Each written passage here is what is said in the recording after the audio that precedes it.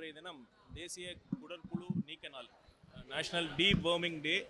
இப்போ பார்த்தீங்கன்னா எதற்காக இந்த இந்த திட்டம், இந்த விழா அப்படின்னா பார்த்தீங்கன்னா ரத்த சோகை இன்றும் கூட பெருமளவில் நம்ம மக்களை பாதிச்சிட்டு இருக்கு. பார்த்தீங்கன்னா குழந்தைகள் 6 மாதத்திலிருந்து 59 மாதம் வரை இருக்கிற குழந்தைகளுக்கு கிட்டத்தட்ட 57 விழுக்காடு இருக்கிற குழந்தைகளுக்கு இந்த ரத்த சோகை இருக்குன்னு நம்ம சர்வே சொல்கிறாங்க. அது மட்டும் இல்லை, பெண்களில் பார்த்தீங்கன்னா 15 முதல் 49 வயது இருக்கிற பெண்களில் கிட்டத்தட்ட 53 விழுக்காடு இருக்கிற பெண்களுக்கு இந்த ரத்த சோகை, இந்த நோய் பாதிப்பு இருக்குது. இதனால் நமக்கு பல்வேறு பிரச்சனைகள் இருக்கும். கண்ணுக்கு தெரியாத இந்த குடற்புழு மாதிரி இருக்கிற காரணிகள்னால இந்த ரத்த சோகை ஏற்படுறதுனால நம்மளுடைய அன்றாடம் நம்ம செயல்முறைகளில் பெரிய பாதிப்பு ஏற்படும். இப்போ குழந்தைகளை பார்த்தீங்கன்னா அவங்களுக்கு கற்றல், அவங்களால எஃபிஷியண்ட்டாக பள்ளியில் கவனம் செலுத்த முடியாது. அவங்களுடைய மெமரி அது பாதிக்கும். இதனால் பார்த்திங்கன்னா பெற்றோர்கள், ஆசிரியர்கள் எல்லாமே ஏன் நம்மளுடைய குழந்தைங்கள்லாம் ஏன் சரியாக படிக்க மாட்டேங்கிறாங்க, படித்தது ஏன் அவங்களுடைய மெமரியில் இல்லை அப்படிங்கிறதுக்கு நிறையா காரணம் நம்ம யோசிச்சுட்டு இருக்கப்ப இந்த ஒரு பிரச்சனையுமே இருக்குது, கண்ணுக்கு தெரியாத இந்த பிரச்சனையும் இருக்குது அப்படிங்கிறத நம்ம உணரணும். அப்படிங்கிறதுக்கு தான் இந்த மாதிரி ஒரு திட்டம், இந்த மாதிரி நிகழ்வுலாம் வச்சுருக்கோம்.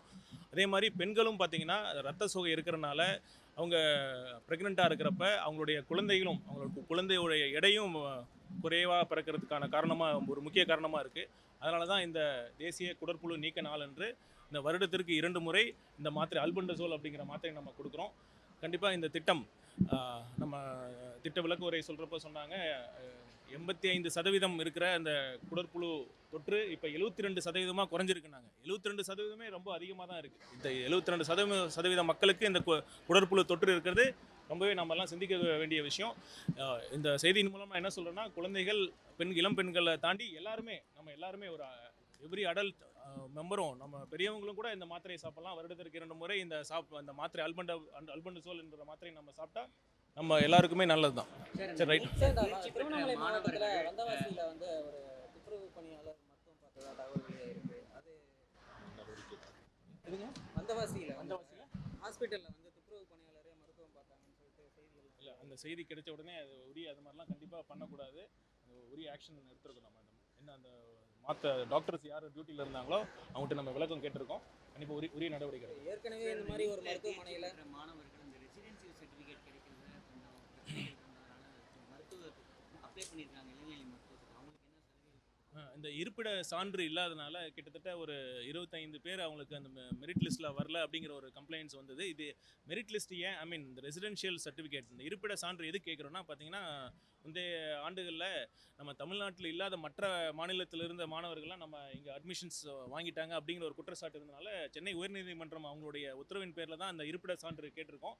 இந்த இருப்பிட சான்று இல்லாத அது ஆல்டர்னேட்டிவாக நம்ம என்ன சொல்லியிருக்கோன்னா, இங்கேயே நம்ம 6 முதல் 12ஆம் வகுப்பு வரை இங்கேயே நம்மளுடைய தமிழ்நாட்டு பள்ளியில் படிச்சிருந்தா அதற்கான ஒரு போனஃபைட் சர்டிஃபிகேட் கொடுத்தா கூட அதையும் நம்ம ஏற்றுக்கொள்கிறோம்.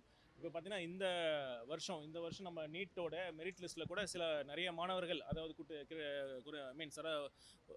ஒரு 20 மாணவர்கள் போல் இந்த மாதிரி அவங்களுடைய இருப்பிட சான்றிதழ் அவங்களுடைய கொடுக்காதனால அவங்களுடைய பெயர் அந்த லிஸ்ட்டில் இல்லாதங்கிற மாதிரி நமக்கு வந்தது. நம்ம உடனடியாக அந்த துறை சார்ந்த அதிகாரிகிட்ட நம்ம சொல்லியிருக்கிறோம்.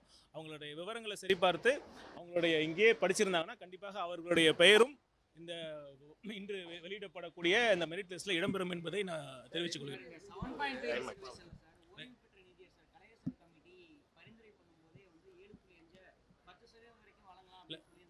கண்டிப்பாக உரிய நேரத்தில் இன்று 7 வருஷம் இல்லை, 5 வருஷம் இப்போ தான், இந்த வருஷம் தான் இருக்க போது. இன்று நாங்கள் அதை ரிவ்யூ பண்ண போகிறோம். அதற்கான ஒரு நீதியரசர் தலைமையில் இன்னொரு கமிட்டி நம்ம போட போகிறோம். கண்டிப்பாக இல்லை, பார்க்கலாம், இன்றைக்கி பார்க்கலாம். நன்றி.